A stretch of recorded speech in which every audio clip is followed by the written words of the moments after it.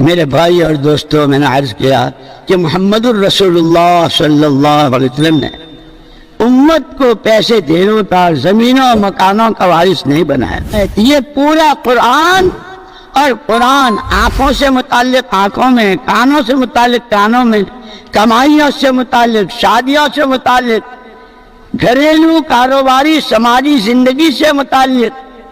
قبر حشر پرشرات سے متعلق جتنا ہے وہ سارا عملی طور پر، چاہے تاجر ہو، چاہے کاشتکار ہو، چاہے بیرسٹر ہو، چاہے وکیل ہو، کلکٹر ہو، کوئی عہدے دار ہو، ایسا غریب جس کے گھر کا چولہا نہ جلتا ہو، اور ایسا امیر اور ایسا رئیس کے جس کے دسترخوان پر قسم قسم کے کھانے ہوں، سب کی زندگی میں یہ قرآن اپنی حقیقت کے ساتھ زندہ ہو جائے اور زندگیاں قرآنی بن جائے، زندگیاں ایمانی بن جائے. اس کی اللہ کے پیارے پیغمبر صلی اللہ علیہ وسلم کو جس محنت کے ساتھ اللہ نے بھیجا تھا، وہ محنت بھی آپ جوں کی توں، جیسے قرآن جیسا آیا جوں کا توں امت کے حوالے کیا، ایسے اس کی محنت بھی جوں کی توں.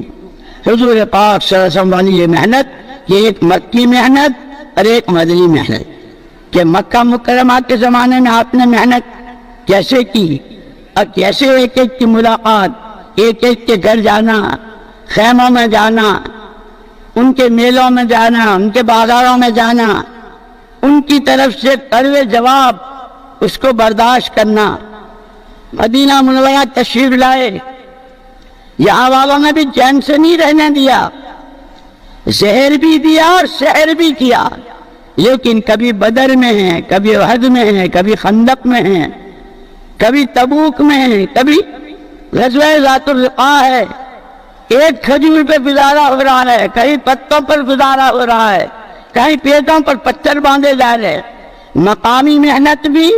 اور باہر کی نقل و حرکت بھی. اسی لیے دوستو میں عرض کیا کرتا ہوں کہ جیسے اللہ نے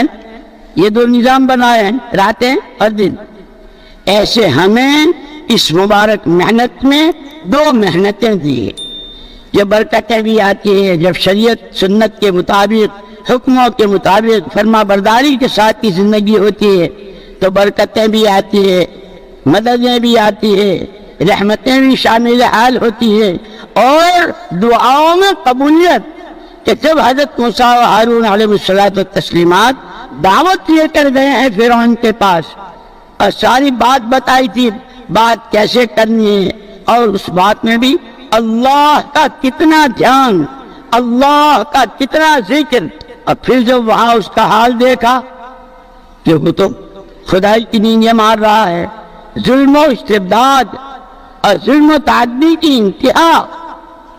اس وقت پھر دعا کی تھی، اے اللہ یہ جس دولت کے گھمنڈ میں، جس حکومت کے نشے میں تیری مخلوق کے ساتھ یہ کر رہا ہے، اور تیرا صاف انکار کر کے خود ہی دعویٰ کر رہا ہے، ان کے معنوں کو تباہ کر، ان کے دلوں پر مہریں لگا دے، اور یہ اس وقت تک ایمان نہ لاویں جب تک کہ یہ اپنی آنکھوں سے عذاب دیکھ نہ. اس لیے دوستو ہمارے بڑے فرماتے ہیں، گشتیں پوری، تعلیم پوری، نمازیں مکمل، تسبیحات پوری، سارے اعمال دعوت شروع سے اخیر تک، اس کے آداب، اس کے اصول، اس کا نحو، اس کا طریقہ کار. تو جب محنت پوری ہوتی ہے تو اللہ پاک دعا ہے کہ جب ان دونوں بھائیوں نے اپنا سارا کام کر دیا تو اللہ نے کہہ دیا تم دونوں بھائیوں کی دعا قبول. اور کہتے علماء کرام نے فرمایا اسی دن جس دن موسیٰ و ہارون علیہ الصلوۃ والتسلیمات کی اللہ نے دعا قبول کی، اللہ کا دین دنیا میں زندہ ہو جائے، ہر فرد بشر سچا پکا بندہ بن کر، نبی کا تابعدار بن کر جیے. اس کی محنت کرنے والوں کی دعائیں بھی اللہ نے اسی دن قبول کر لی. آدمی کے پاس کوئی چیز ہوتی ہے بہت قیمتی، لیکن جب اس کو اس کی قیمت کا پتہ نہیں ہوتا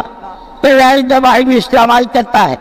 اور جس چیز کی قیمت معلوم ہو تو اس کو سنگوا کے رکھتا ہے. اللہ ہمیں دین کی حفاظت کرنے والا بنائے، دین کی اس محنت کی ہمارے ہاتھوں حفاظت ہو،